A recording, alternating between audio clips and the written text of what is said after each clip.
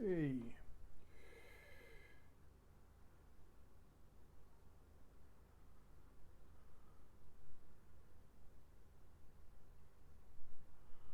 Okay, what it on? Can you hear me?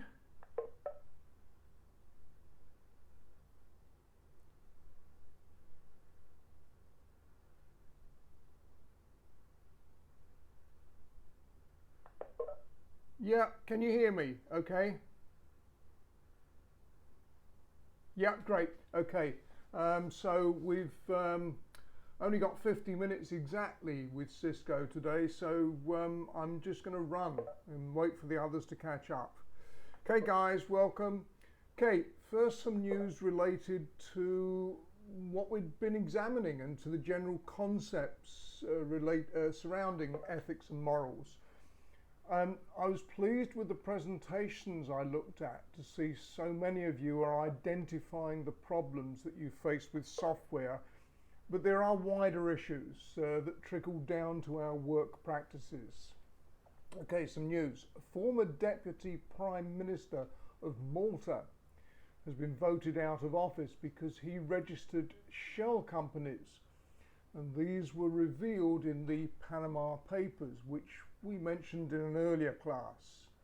I've not got it on the notes, but there was also a former French Prime Minister last week who was sent to jail because he employed his wife illegally, and so he was doing unethical things and illegal things, of course.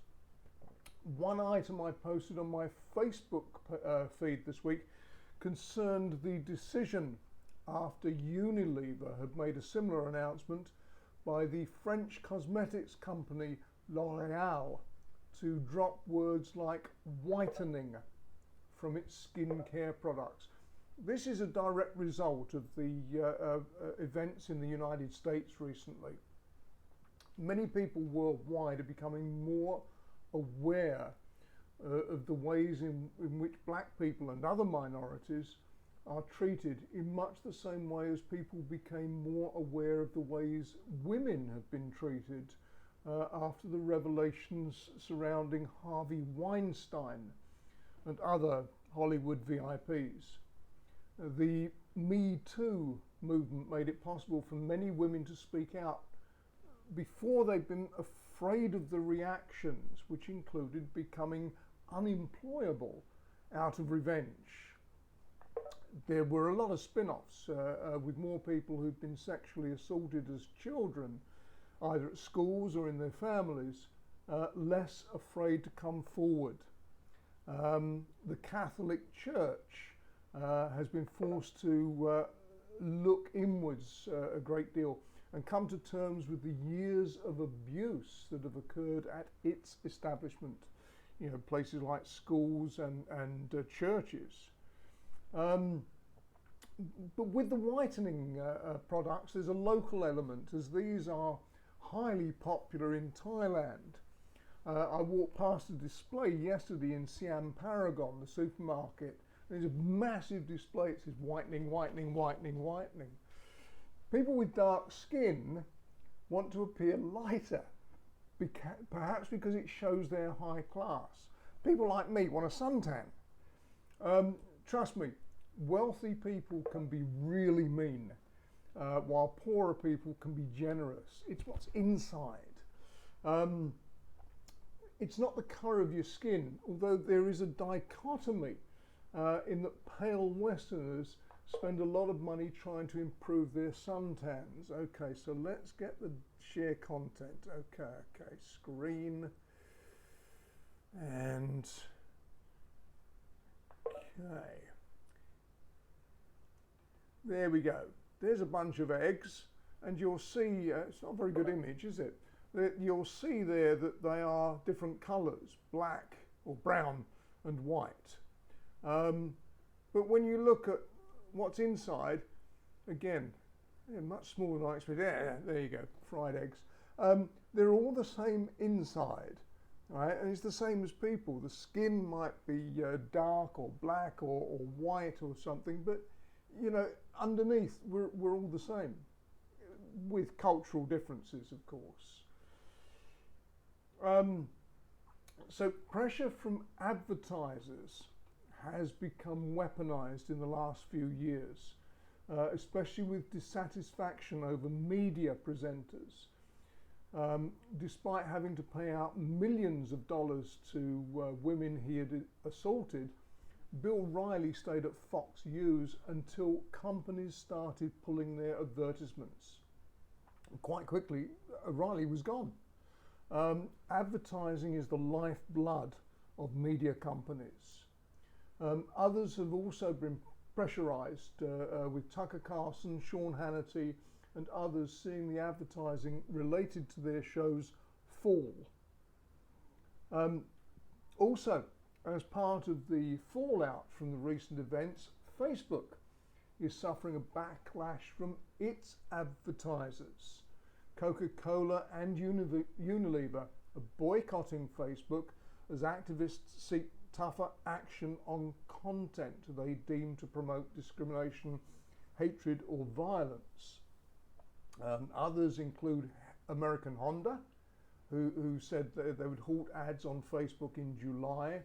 And there's a quote here: choosing to stand with people united against hate and racism. The list includes Verizon, Patagonia, the sporting goods maker, North Face, and REI. This week they were joined by Starbucks, and on Tuesday morning I read that Diageo, that's Johnny Walker, had joined the movement. Levi's Jeans was also mentioned. Facebook has dropped $56 billion in value, with Zuckerberg's own share dropping $7.2 billion. And already that pressure has begun to make Facebook, it's forced changes on Facebook, including the way they're handling input from Donald Trump. But my question there is, if they're responding to the pressure now, why did Facebook not respond before the pressure from advertisers? Okay, so let's get on to intellectual property and related ideas. I'm going to discuss things that apply directly to you. Last week we looked at the BTS thing, which we all found was easily recognizable. What I'm going to look at today is to start with this trademark, also copyright, end-user license agreements, patents, and plagiarism. Although I think you guys have had a lot of information about plagiarism in your other classes as well.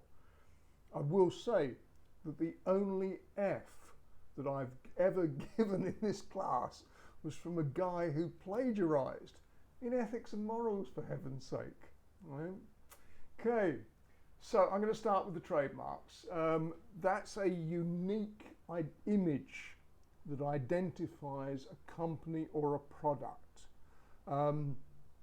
So BTS we recognize immediately. We also have the black apple. Again, or in this case the black apple, it could be, what is it on the back of the Mac? Oh, it's silver color on the back of my Mac. And as I say, these icons are clearly recognizable. The company is identified right away. And that's why they're so valuable, and that's why the companies will defend their use. The Apple icon was designed by a guy called Rob Janoff of a company called Regis McKenna. A lot of work was done on the interface elements for the Mac by somebody called Susan Kerr, who's also done a lot of work for IBM, Microsoft, Facebook, and Sony Pictures. I've got a book of icons here, which will be on the video. There's the icons there.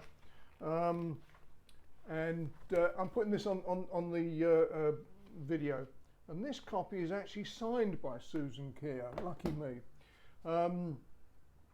So her work at Apple also included the world's first proportionally spaced digital font family, Chicago, Geneva, and Monaco typefaces. So I want to switch slightly to fonts because these are valuable. They're owned by companies or individuals. Sometimes they come bundled with an operating system, but someone has licensed them. You know, Microsoft or Apple will license the fonts that can be used on their devices. It's possible to buy specific fonts for your use, but these can be expensive or not. You know, sometimes they're quite cheap. I bought the Doves type font, which was described as one of the most fine examples of 20th century typography. And after a dispute, the creator threw all the type faces, the lead letters, into the Thames. In 2014, a diving team searched for these and found some of the original metal letters. And this allowed a guy called Robert Green to reproduce an updated version. That paragraph I just explained to you, that is in Doves type. So that I bought that because I was fascinated by the idea. But there are also some fonts that just aren't going to work, right? This was a great one called a rubbish font. The guy developed this, it was a free download, from the sorts of lettering you see on dumpsters when people spray letters on them. So a lot of fonts can be used, some of them can't be. Apple's first icon, before the Apple, that's that one. So before that was this. Somebody mentioned Newton last week, and that is the first icon. And if you look at the design, it's just awful. Excuse me.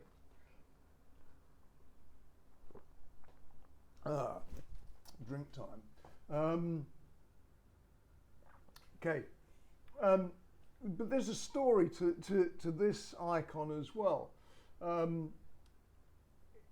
It was designed by a guy called Ron Wayne, and he was one of the three original shareholders of Apple. But he sold his stock back to Steve Jobs and Steve Wozniak for $800 plus an additional $1,500. In 2016, it was estimated that the original investment would have been worth $62.93 billion, and he sold it for $800. Other examples of valuable icons might include the Internet Explorer E and the name of the product itself, such as Colgate or Dell. Think of local items as well, such as AIS or DTAC. Have we got the DTAC one there? Yeah, okay, I got the DTAC one there as well. See, that's an instantly recognizable icon. So these have value. I got loads of these that I use to link with articles about the companies when I write about them. In some ways this may not be legal, but it seems to be accepted practice, either by way of screenshots or downloadable images. Apple, for example, has a massive collection of downloadable stuff that I can use as long as I acknowledge the source. It's a trade-off, we both win.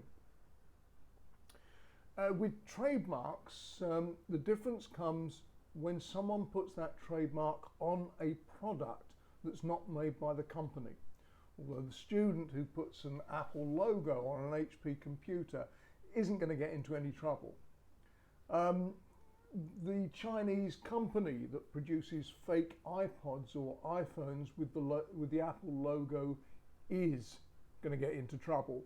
There was a whole host of these iPods, I forget which type of iPod it was, available in Pantip Plaza years ago. But instead of being the usual size, they were about 3 gigabytes or 8 gigabytes. You know, they were a dead giveaway, although they got the Apple logo and some of the other lettering on there.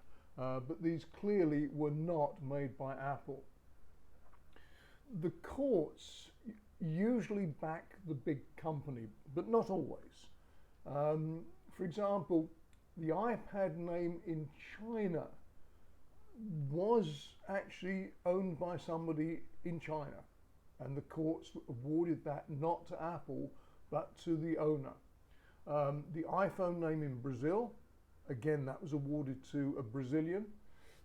And the iPhone service, iPhone, iPhone service in Mexico, they all won battles with Apple. But cash makes a wonderful lubricant. So Apple ends up paying, which I suppose was the point of the exercise, and everybody's happy. We mentioned last week the original users of the Apple name, the Beatles.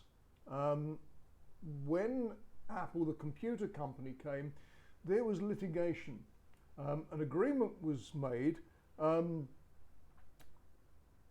that Apple would do the technical stuff and not do music. I'm looking this up. There we go.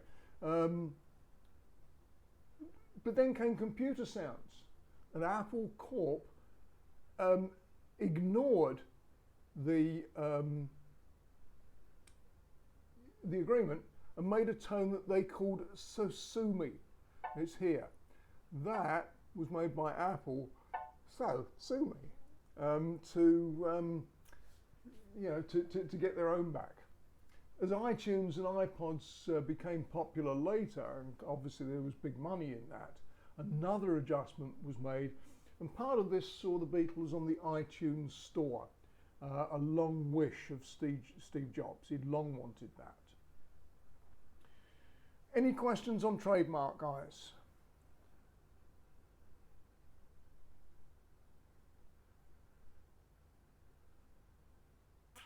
Good, right, okay, so copyright now.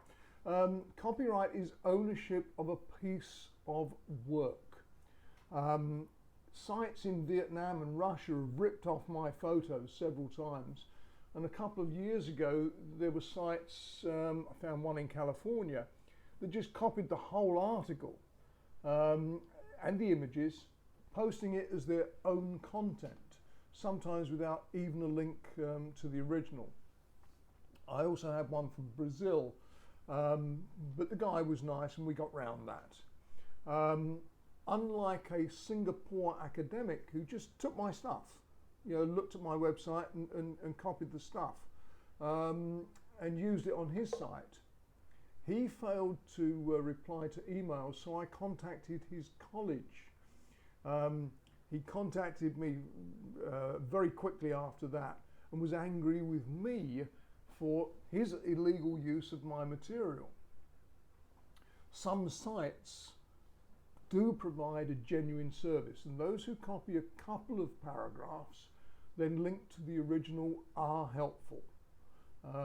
There's some debate about the level of text that should be included, and some sites, like the Huffington Post, are sometimes criticised, but they point out that they provide exposure for an article that would not otherwise have wide readership. Well, that may be valid. No hits does not put jam on the table, however. The EU has tried to change this, but their solution was, as was predicted, a bit of a mess. Also, in the EU, they introduced copyright legislation which may have far-reaching consequences. Google and Facebook particularly have been opposing this because they were making money out of others' work without paying for it. You know, this is when they include articles on their website or on the Facebook site. YouTube already acts on postings with copyrighted music and other media. I had to take down a couple of student videos because of the music that the students had used in them. This copyright action will apply in the EU only, but like US trade law, there are sometimes far-reaching consequences. We saw this with GPRS, GPDS, can't remember, you know, where you have to acknowledge that you allow them to use your data. There are some let-outs like parody and academic use. So what am I doing? Annotation. Cannot control until you stop annotating. Do I approve or decline? Napak Korn, what are you trying to do? Oh, I say approve, and if it breaks, I'll kill you. Okay, where am I? That video you may have seen where the Swiss actor Bruno Ganz plays Hitler and rants against the generals, the World Cup, Starbucks, The Last Jedi. They're considered okay. You know, they're borrowing the movie and adding to it. And Bruno Ganz actually loved it. He died last year or the year before. There's a website called Daily 25 that lists the 25 best rants. The problem is when a site takes content and in making use of it denies a reasonable payment to the original creator. So some major news organizations that simply lift video will have to become honest. There's a lot of problems with stuff appearing on Twitter and Google, particularly Twitter, where companies like the Daily Mail or the Sun in the UK have contacted the owner of a particular piece of video and said, you know, we'd like to use that video or a photograph. And the owner, partly because it's the Daily Mail or the Sun, have said no. And then they take it anyway. So they're not only are they sort of going against the rules of copyright, but they're not paying the guy for his work anyway. So they're been very wrong about that, very unfair. Copyright can apply to several media, as well as the written word. There are photographs, works of art, music, videos. And of course the last two have caused many problems in recent years with the RIAA, that's the Recording Industry Association of America, and the Motion Picture Association of America. They've tried to protect the failing industries, particularly the recording industry. Falling disc sales and fewer people visiting cinemas have been the result of increases in digital downloads. So that's a problem. Even now, there's legislation being introduced to force IPs to block users who share files. And some people have faced some really high bills for sharing. The problem that faces the industry is the same that faced the software industry. A teacher at science faculty said to me, why should I pay 3,000 baht for a copy of Windows when a disk is only 25 baht? And that was the mentality when Pantip Plaza was in its heyday. In the last couple of weeks, several artists have threatened Donald Trump with court proceedings because his re-election campaign has been using their music without permission. So these are the Rolling Stones, Queen, We Are the Champions, Adele, that was In the Deep and Skyfall, REM, It's the End of the World as We Know It, Pharrell Williams, Rihanna, Aerosmith, and the estates of Prince and Tom Petty. So they've been stealing a lot of music. Another source that I've got adds Elton John to the list. The odd thing here is that the GOP, the Republicans, are supporters of the RIA and other such groups, but not when it comes to them. You may also, or I do, think of the relationship of copyright and plagiarism. Instead of printing it and pretending it's yours, you copy it and put it into a paper and tell the teacher it's yours. Cite your references. Use references to support your ideas. The amount of outside information should never outweigh your ideas. Like I said earlier, the only F in this class was a student who plagiarized. The problem could be one that you have to face. In this class previously, I've discussed morals and ethics of downloading copies of Adobe Photoshop. A lot of students used to do that. The same applies to any software, although with the Apple Store and online sources, that landscape has changed considerably. It's easy enough for you to say now that you can't afford it. But I ask you guys to look at your clothes, your watch, your phone, and your car.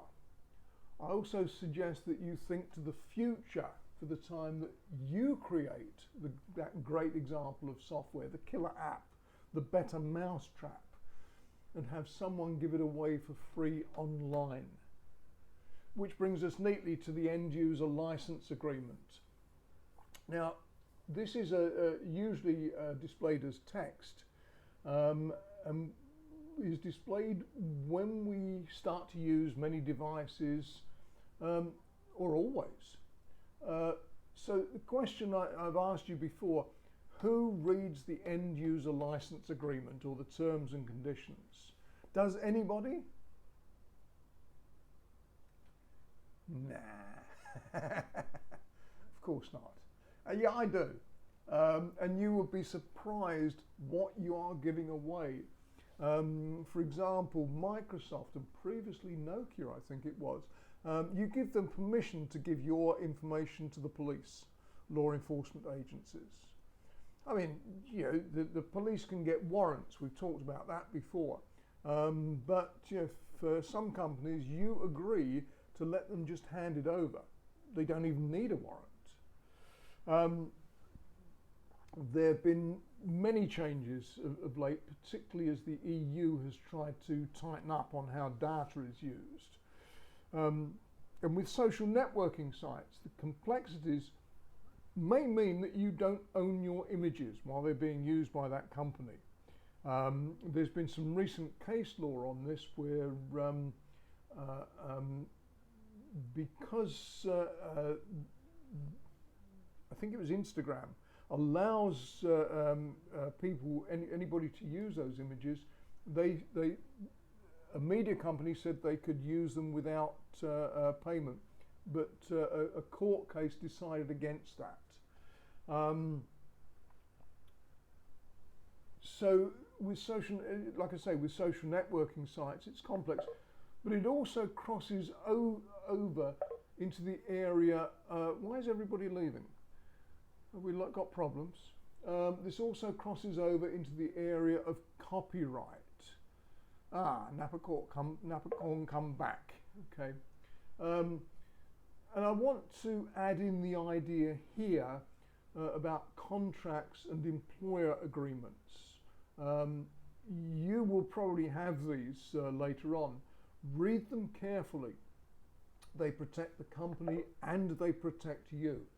The company needs to honor its agreements, and if you become an employer in the future, you also need to honor your responsibilities.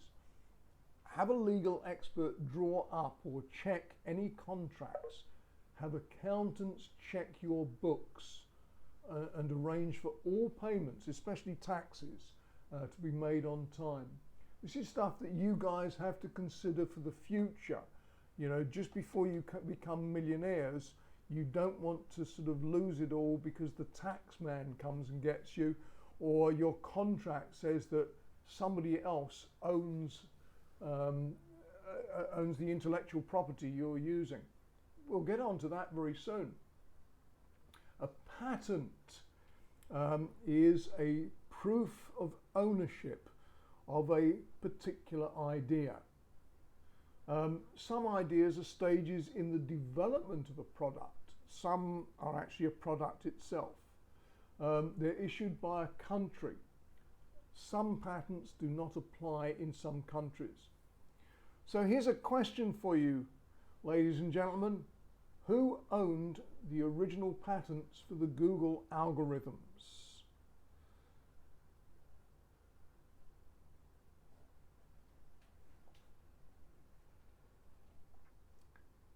No response. Got no idea. Thank you, Nathaniel. Okay. Well, it wasn't Larry Page and Sergey Brin, even though they were the creators. They wrote the algorithms, but they didn't actually own them. Stanford University did, because they were students, graduate students at Stanford at the time. It's the same at Mahidol. If you produce something with your project, or if you're a graduate student, you don't own it. Mahidol University does. So bear that in mind.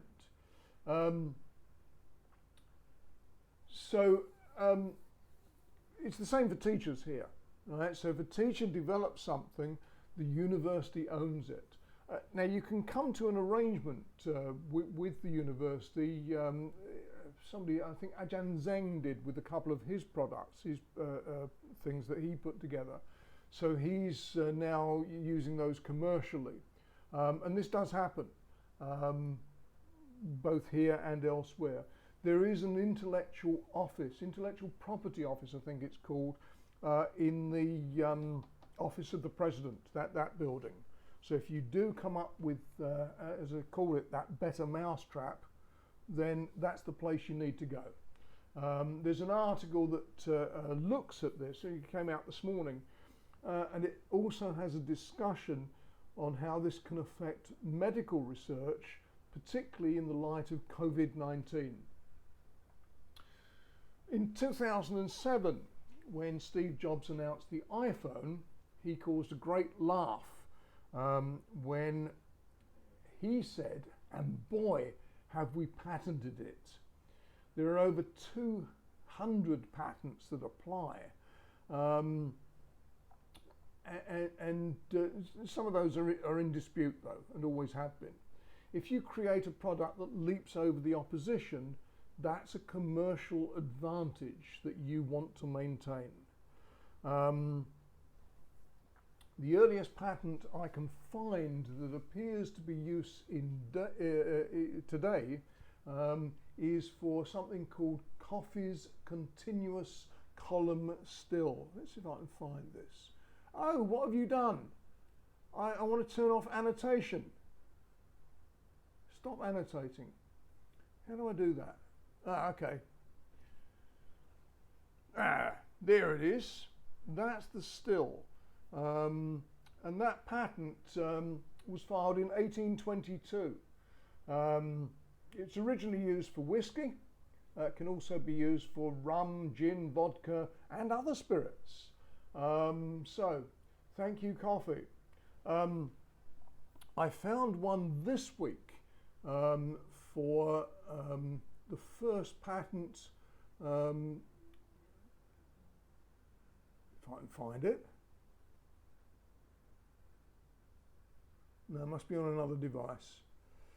Okay. The first patent that was awarded to a black man. It was a patent for his method of dry cleaning. Thomas L. Jennings was his name, and he used the proceeds from the invention to buy the freedom for his wife and children from slavery. So that was very ethical, very moral. Edison I haven't got the picture here. No, it's not here. I've got it in the notes. He patented many devices and ideas, including the electric light bulb. That might be on the notes if I can get that.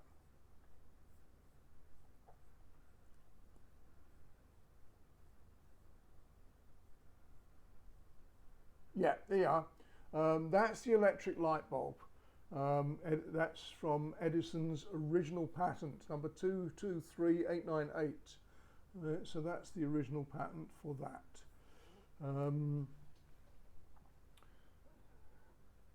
Back to the iPhone. One of the patents was for the pinch, enlarging or making the screen smaller, which most commentators thought was novel and useful. But it was disallowed a couple of years ago, and Apple had to reapply. In the meantime, both Microsoft and Samsung submitted patents for a pinch and zoom technology. I think they lost those in the end. Companies may not file patents in all countries. It's very expensive. So a company like Apple would file in the United States, EU, and China. Perhaps Korea too, to be safe. This week, an Apple patent came to light for bonding plastic with metal. And again, like a lot of patents, this may not have any immediate use.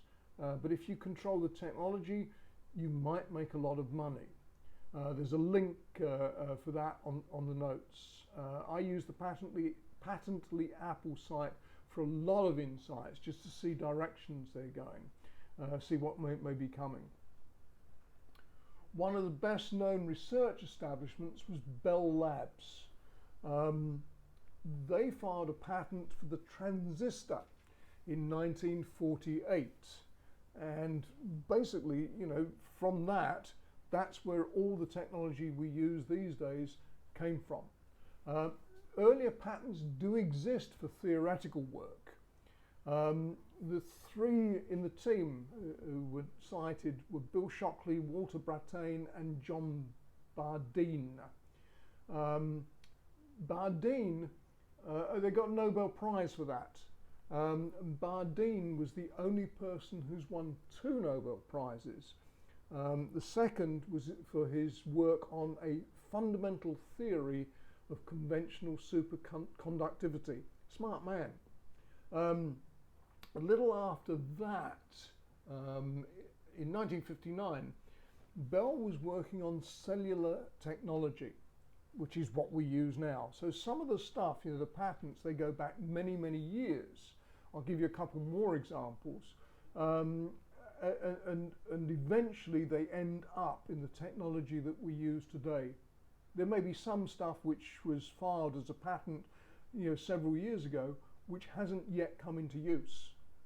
There's a great example I'll give you in a moment.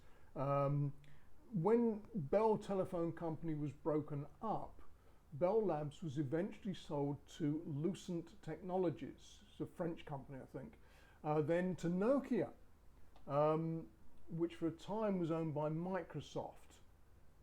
Now, although Nokia seems to be a relatively small company these days, its patent portfolio is one of the reasons it has significant influence in modern telecommunications. Okay, back to history. There was a Hollywood film star with the name of Hedy Lamarr. In the 1940s, this is real history, she starred in movies such as Samson and Delilah. She obviously wasn't Samson, she was Delilah. She invented a radar guidance system for torpedoes. And along with that, the theory of frequency hopping, which is used in Bluetooth and some legacy Wi-Fi systems. So here, 1940s, film star, smart girl, invents technology that we are using today. Okay, plagiarism. I'm sure you've had this talk before. It's stealing other people's work. and pretending it's yours. Somewhere here I have a video, I think. I didn't find that. Okay, give me a couple of minutes, I'm going to find this.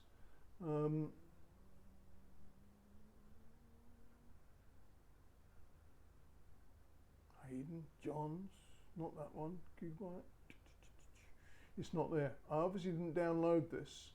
Okay, so let's see if we can get YouTube. No, I'm going to leave that. I'll give you that next week. It's a bit of comedy that I install. Plagiarism applies to writing, but there are other related issues. And if you copy code from one application, not just available libraries, what does that make you? You know, so be careful of that. There was a teacher who used to teach in electrical engineering called James Finn. I think he's now at KMIT. And he caught 12 students cheating on an exam with code. I think he taught C or C+ in those days. He explained it to me in the same way that I can smell out writing. He was able to smell out code, you know, sort of imagine the code and see who had copied from other people. I'm afraid a lot of people do this. Just because a lot of people do it doesn't mean to say it's right. Okay, so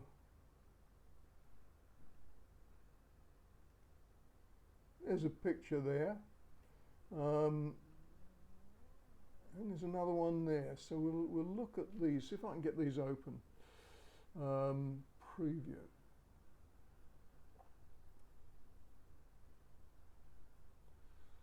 Okay, guys, there's one. There's two. Ah, good.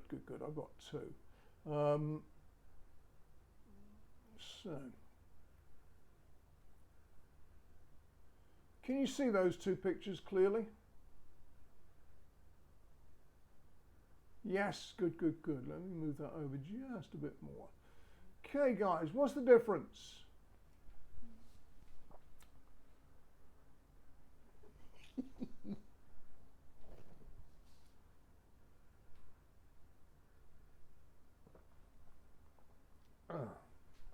Anybody got any ideas?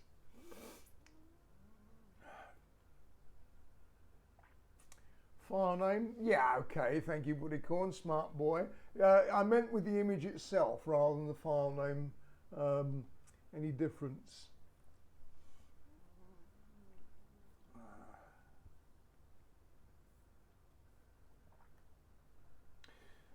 Okay, I've got some others. Here's another one here. Let me open that one up. That's spill 1 and spill 2. Yeah. What's the difference between these two?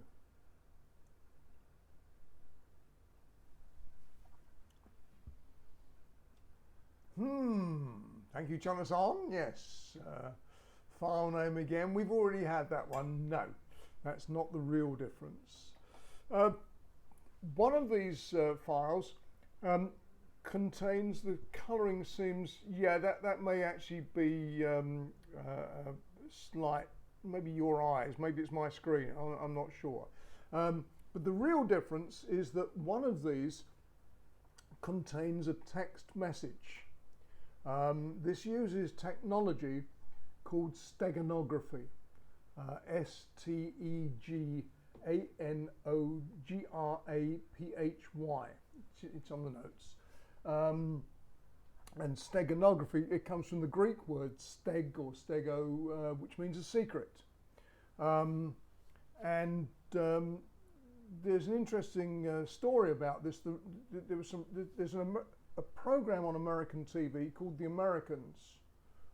That's right, The Americans.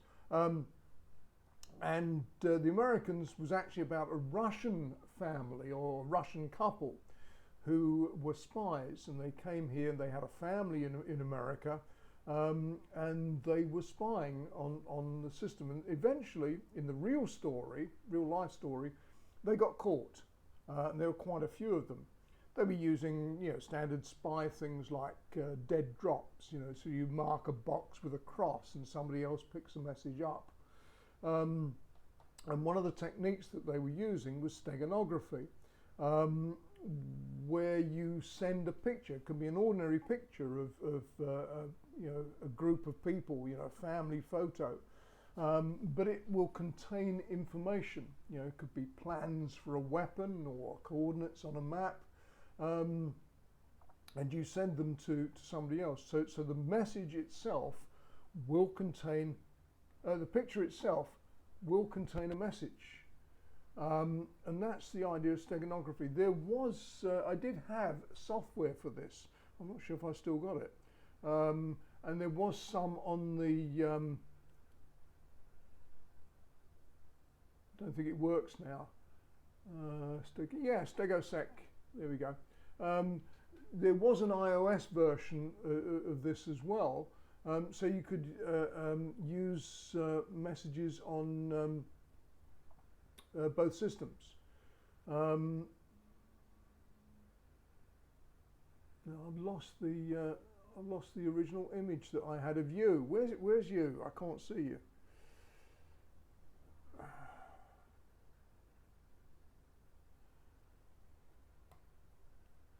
I can't find you guys. I've lost the screen. So I can't get out of the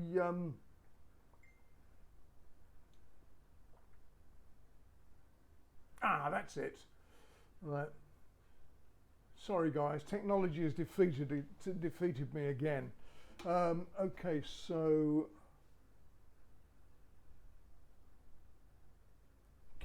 here I am again. Right, so we've got 4 minutes left.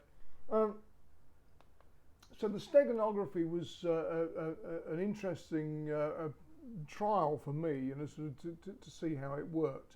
It uses what's called a spare bit, a 0 bit at the beginning of a string. I mean, you guys probably understand this a lot better than me. I just read what I find on the internet, but there are a lot of articles about steganography and other ethics challenged technologies that can be used. My plan is to cover malware next time, and I'm going to tease you this week with a comment. There are no viruses on the Mac. I'll add to that next time, unless anybody has any comments or anything. I wonder how. Well, I'll explain next week, actually. So I will explain that. Sorry, I missed the whole question. I wonder how a similar product have to be in order to be considered copyright strike. Okay, so I guess it depends how much of the original device or the original product it uses. No, it doesn't have to be exactly the same. Although when Samsung came out with its first smartphones, one of the things Apple tried to sue them on was the shape, and they said in defense, squares, straight line squares, rectangles and circles are universal. That does not, it's not exactly a copy, and I think they got away with that part of it. But I think it was some of the other technology underneath, like the scrolling and the pinch and stuff like that. I think that was the main idea with the copyright. But if you think in terms of some of the raids that have happened here, this signal is going to cut any second. Companies like Gucci, where the product has the double G, and the perfumes and stuff like that, where these have been are on sale and purport to be the original product. I think that's where the thing is. It's confusing, it's deceiving the consumer. And I think that's where the idea of the copyright and trademark transgression is. 12:50 and we're still there, we're still connected. Okay, well that's obviously not going to die exactly the same. Any other questions then?